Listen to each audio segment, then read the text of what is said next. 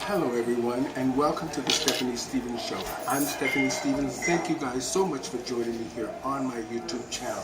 Please be sure to subscribe to my channel. Today I have on my show the fantastic, young, gifted, and black Miss Naomi Leone. Hi girl. Hi, how are you? I'm good, how are you? I'm good, thanks for having me. You're welcome. Now, the reason I asked you on my show is because I wanted a young perspective about the business that we do today that is so-called drag. So I wanted a young person's viewpoint, a person who's actually doing very well in the market today. Now, there's a few things. Where are you from? I'm from Sierra Leone, West Africa. Oh, wow. I was born there, and during the wartime, my family and I ran away so we can survive and be in a better place. And then we lived in Ghana for a while, and then moved to Canada, which was in Edmonton, Alberta. Oh, wow. So how long have you been in Toronto? I moved to Toronto in 2012 to pursue my career in fashion design in school, and it's something that passions me. So, and I got into learning to drag. So I'm like, why not? I have the creativity. We're all blessed with art, and we're all talented. It's just about finding yourself. So then I got into drag, and yeah, it's been fun. Well, you're beautiful. Thank you. I must say you're beautiful. And this is during the day, everybody. This is during Daytime the day. look. Yes. Now, so how long have you been in Toronto? I've been in Toronto for about 9 years now, I'd say. Yeah, I love it. It's a place of art, and it's a city of diversity, which is all included in Canada. So I love Toronto, and it's a way that I have found myself also, especially living here by myself and not having no family, mom to guide you through it. I have to be strong, and I feel like I've come a long way. Well, I was there the night that you won Miss Opulence. Oh my Remember god, that was amazing. How did you feel about that? It was a hard work. It's very hard, especially being a black queen, because a lot of people doubt you all the time. So it's for me, I always have to prove myself, and I've gotten to learn that I don't need to prove myself. I know myself, and I know what I'm capable of. And that night was just speechless. I was very happy, and a lot of things were wrong. Well, that's usually when good things come out of those kind of things. Yeah, it was really good. Yeah, so now what have you done after your reign? What are you doing now? Right now I'm trying to get out there with helping with the homeless, helping with people who are from different countries, and especially now I just feel like RuPaul has given a gateway for so many people to express themselves in different type of drag and art, and right now I'm trying to still get my name out there, because it's very hard. It's to be honest, it's really hard being a black queen in this community, and to get your name out there, and we already have legends who are still here and are not ready to leave yet. So for me, coming in and being respectable and trying to get my name out there, my drag, it's hard. Now I was going to ask you about the RuPaul thing, because in the States, some of it, they seem to have a problem. The trans community, I think, have a problem with RuPaul.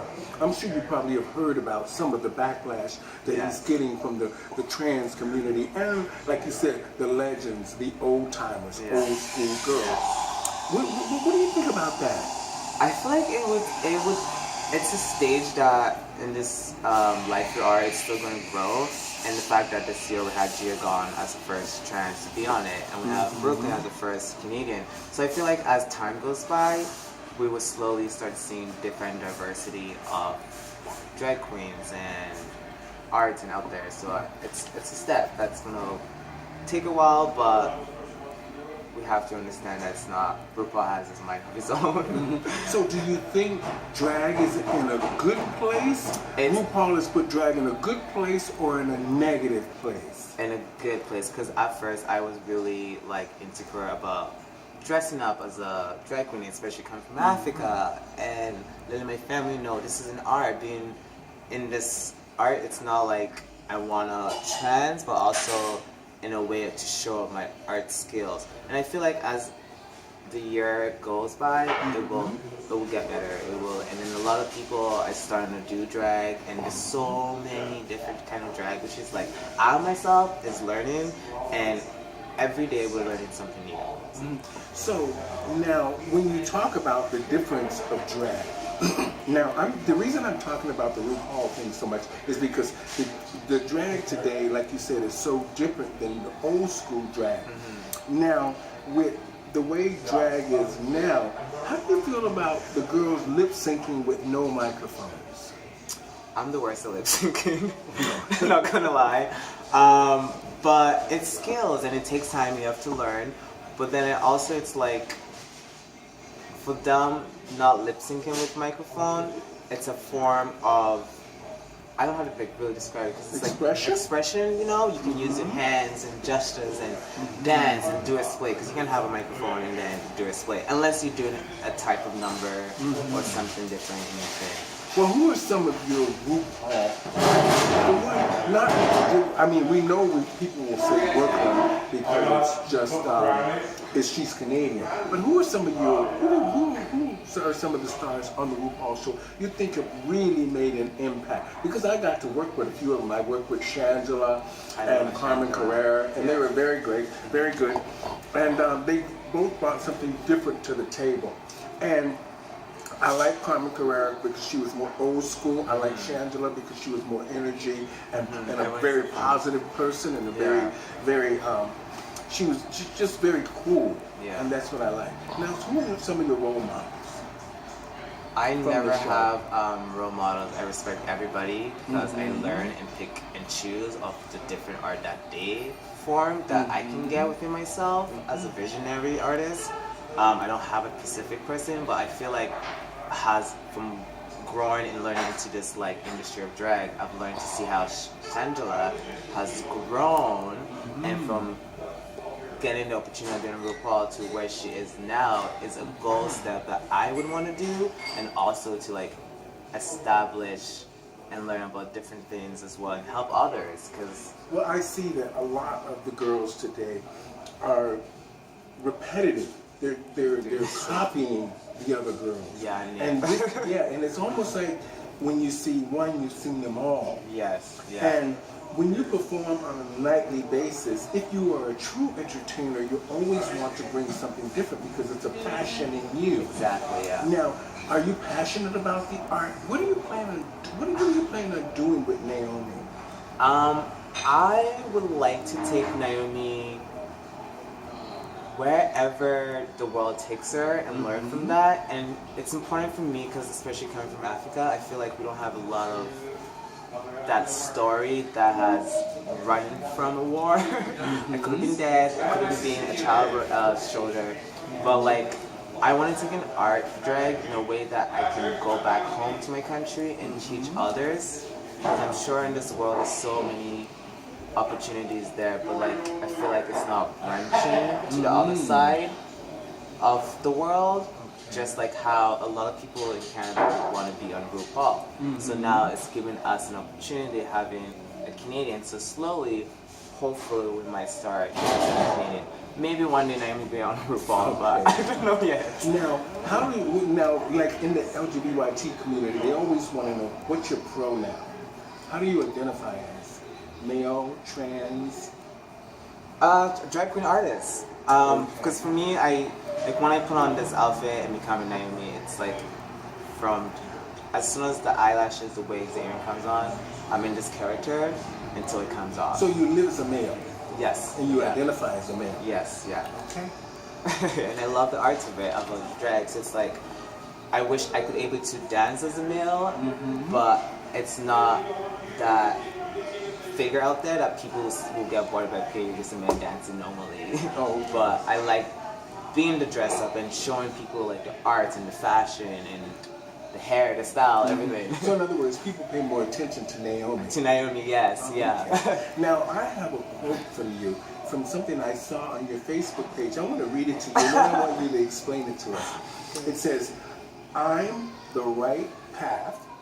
I may not understand why everything that is happening right now is happening, but I trust that I am growing into the person I need to be.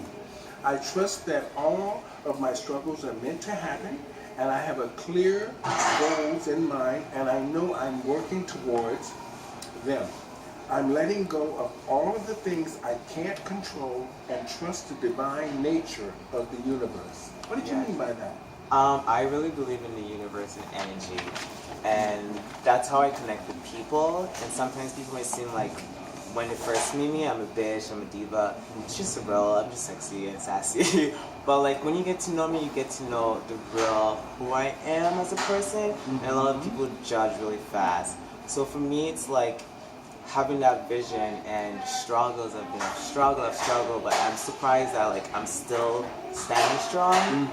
And it's all about the universe and the nature that gets me with other people. Like you could be the nicest person in the motherfucking world, but if the universe is not feeling you because I connect in a way, and it's not me, it's the universe, and the universe is very strong with energy.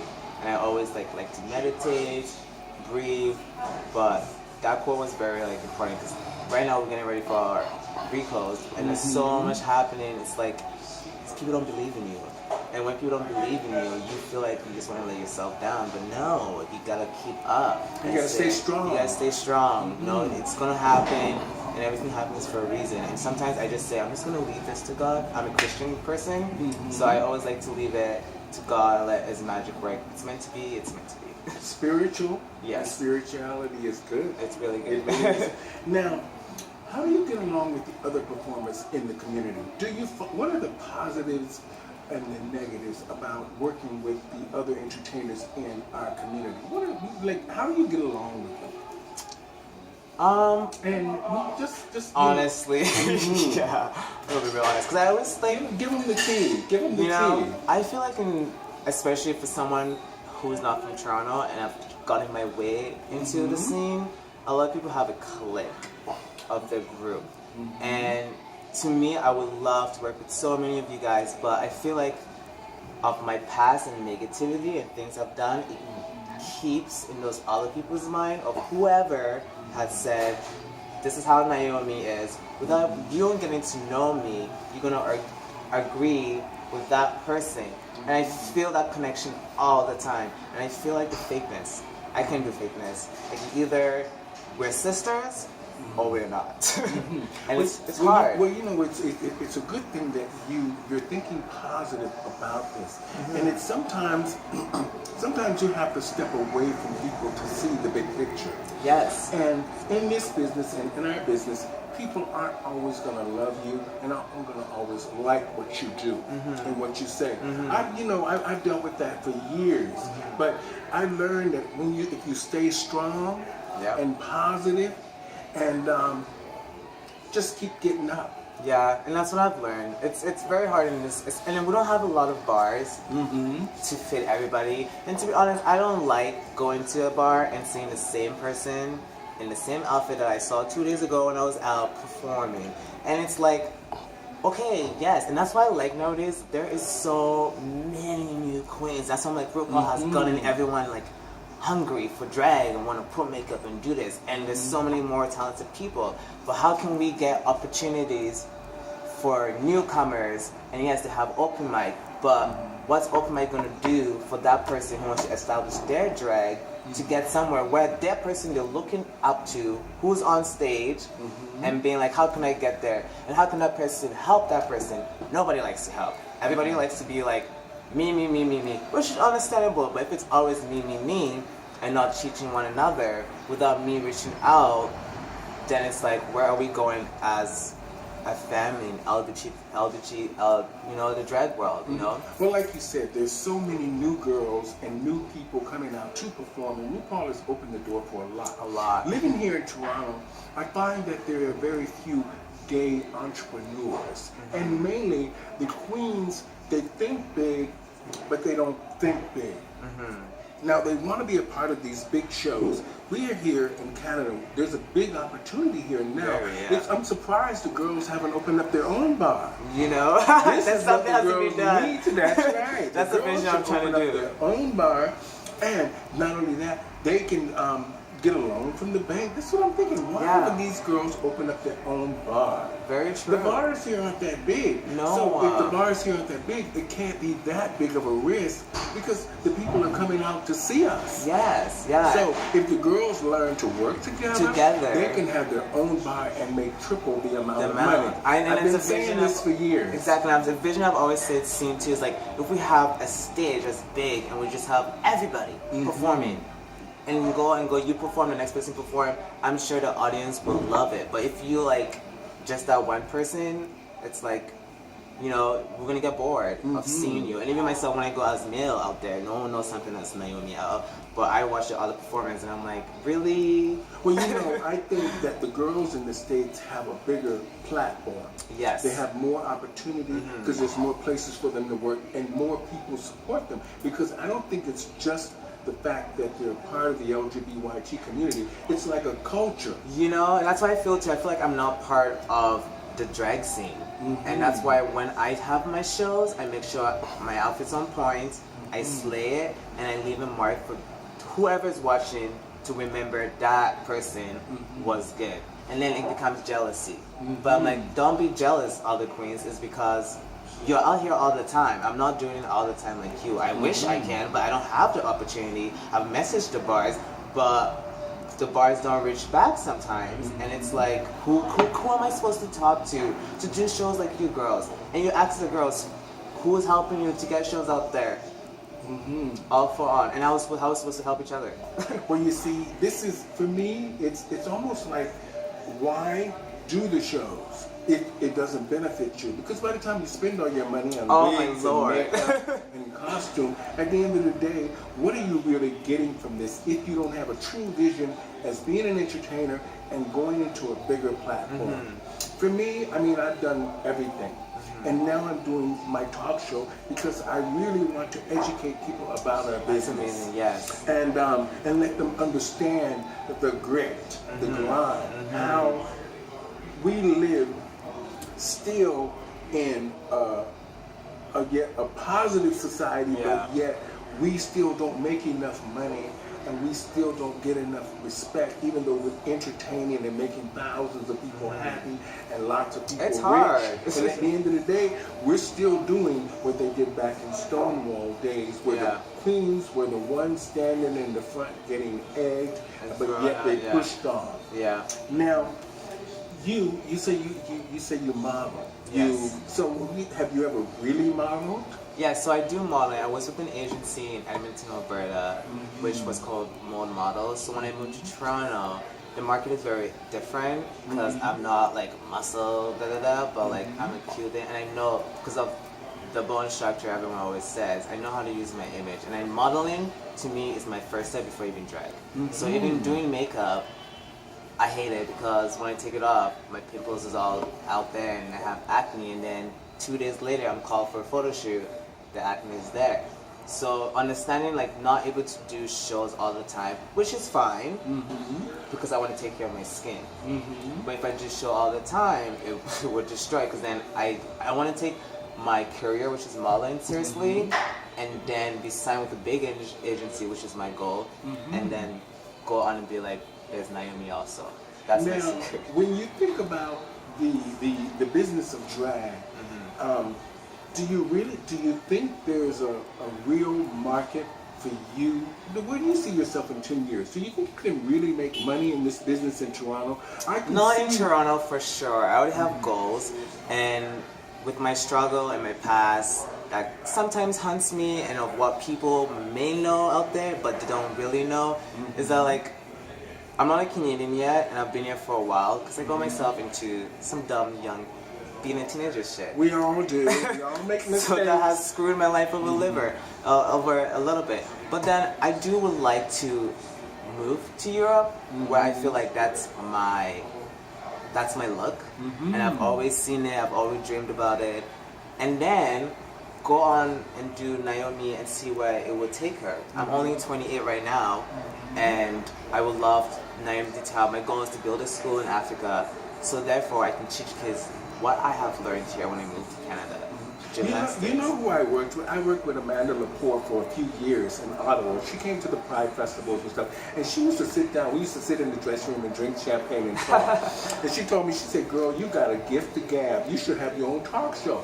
But she told me that she was modeling, and she showed me all these pictures, and I couldn't believe it because you know she's only like 5'4", 5'5", and everyone's a model. And I thought, if she can do it, you can do it. Yeah, yeah, Okay. and everything is very possible. And one of my favorite girl and artists in this is Cardi B, because she started from nowhere. And Miss she's built this up, you know. She's trying to do a trademark with that, or I can't even do her. But you know, it's not, and that's another artist that I actually look up to in a way that's like, wow, like you've actually talked your talk. If you don't express yourself, no one understands you sometimes. And sometimes it's hard to express yourself because everyone's mindset is so different and everyone's opinion is bullshit. So you have to always think of you, what comes first, and that's what I feel like. So what are some of your most real life achievements, or what do you really want to achieve? Like, what is it that Naomi wants for Naomi? I would like to just, I love performing, I love dancing, and honestly, it's not being cocky in a way, it's like I know my talents, I know what I'm worth, and I would like Naomi to just, I would like to put a big production one day that is a vision I've always thought of in my head, and sometimes I feel like, does it have to take to put on a big show for you guys to see how talented I am, or how, like, you know, how amazing this person is? But I don't know what to do. But Naomi has a lot to go on, and before, when I started doing the drag too, I didn't know anything about makeup. So with Young, gifted, and black. nothing. So my Yes. friend was doing my makeup all the time, and then of course the rumors would be like, Naomi doesn't know her doing her own makeup. Yeah, she can perform, she's no way. Because in this drag, you need to know how to do your makeup, you need to know how to sew, you need to know how to lip sync. So guess what? I learned, and I now can do my own makeup. I'm gonna be honest with you, Naomi. Nobody taught me nothing. You know, I you have to make do my yourself. own costumes. I do my own makeup. I do my own hair. I mean, this is not show hair, okay, y'all? Okay, this is daytime. Daytime. Talk show, okay. Now, have you thought? Are you transitioning in any form, or you just live as a male? I live as a male. I love living as a male. Okay. The drag part is just The expression. the expression, and Okay. just knowing that actually, the first time I did drag tour, I respected women so much, because the pain of being this beauty and putting on, looking always good, and put on the heels, it's a lot of work. Yes, it It's is. a lot of work. Now, family. I love my family. Oh, my family. When I came out, when I did Opulence, actually. Yes, So that was 2015. My ex was helping me back. And then when they first saw me as Naomi, they're like, what's going on? Are you transitioning? I'm like, no, it's drag, it's art, it's making me money to survive in Toronto. And my mom flew down like a few years later, last year actually, she came to my first drag show. And the most response I got to was being African mother. Oh. Because most Africans would not tolerate that. I hear some of the discriminations and the backlash that happens with that. I'm glad you're here to explain that to us. Now, how did your mother feel about the show? What did she think of the show? What did she think of the surroundings of it? What did she see? Like, did she see, like, she, okay. My mother is very quiet and shy, like me, and a lot of people who don't know I'm shy and quiet, to be honest. But like, she liked the part. It's an art performance wise, and she respected it. And now I just feel so much comfortable more that I can post as dressing up as this as my boy page or my Naomi page, because I like to keep those different with business, and that's what she always do. So her watching it with my sister was amazing, and now I have the whole family who still lives in Africa, loving it.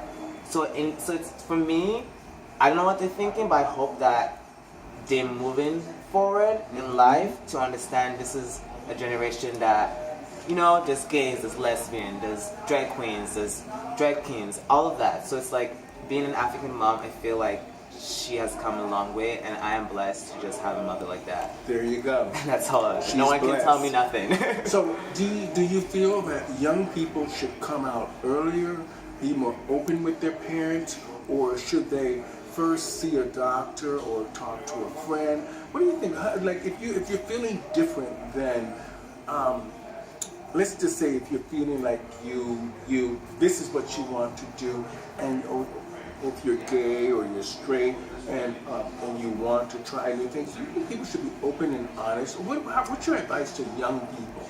Honestly is the best policy. You have to be honest within yourself. And that's the only reason why you're gonna love yourself and somebody is gonna love you too.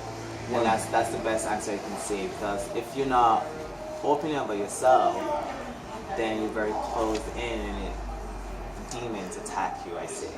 So if you want to get into drag, do it. You may look terrible, but it's a step by step.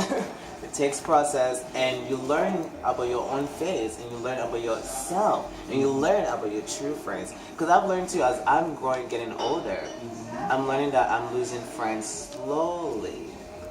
I don't know why. Is it because you're growing? I'm growing. You know, so it's like no one's, and I don't even like to party anymore, and one drink would get me like tired or whatever. I didn't barely drink, but like, and even when you're doing shows, know that you're doing business. You're working. It's not all the funs and games. Yeah. Sometimes you have to understand the end result. You gotta pay the rent or the mortgage. You know. Now, are you happy? I'm happy actually. I'm blessed, I should say. I'm always blessed because no one's happy. Because right now I'm stressed out. But I'm blessed, and I just thank God for like to continue blessing me and to guide me through my journey and where it's going to take me. And that's why I'm looking forward to see where it takes me. Well, I'm glad that you were on my show today, because I really wanted to have you, because like I said, you were young, gifted, and black. Thank you. And I thought, from watching your pages, you had an interesting story. So I'm glad you shared it with us here on the Stephanie Stevens Show. Girl, we are going to carry on. We are going to carry on. And then my final thoughts. Okay. I just want to say, people, be open-minded. And remember, we all have different ways we express ourselves. And to the older people, we are never too old to learn and listen. Exactly. I want to just say thank you to The Drink for the support of the Stephanie Stevens Show. Thank you very much, Jimmy. Thank you, Naomi Leone, for being on my show. Thanks for having me. Thank you, everybody out there. We'll see you next time. Young, gifted, and black. Amen. Miss Naomi Leone. Thank you. Thank you.